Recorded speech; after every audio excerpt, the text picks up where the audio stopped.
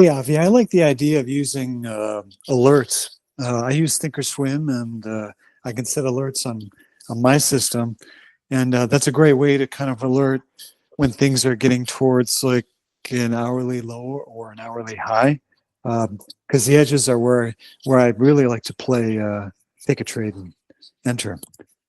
Do you Mhm. use alerts? No, not in the way that you're using them.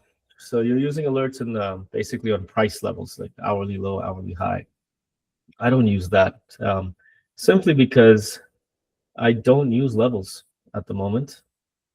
What I'm using is purely 30-minute candlestick patterns.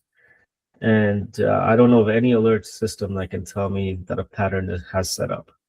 The only way I can do that is by looking at it every 30 minutes. So effectively, my alerts are every 30 minutes on the clock, which means just every 30 minutes take a look at it. But alerts make a lot of sense. They make a lot of sense if you're using levels. So you want to wait for the price to get to that level, then take a look at it and see if it's giving you a setup that you like. I think that's perfectly fine. That's a good way. Again, it helps with detachment rather than sitting there and watch it get to a level and then eventually, eventually you're weakened to the point where you just take a trade that isn't really there before it gets to a level or a premature setup. Alerts are great. You can step away.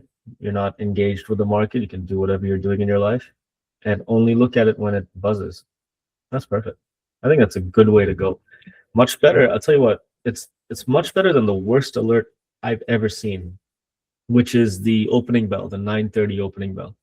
That is the worst alert because the moment that bell rings, it's like everyone in the world just freaks out and immediately becomes anxious and immediately starts to look for opportunities to lose money.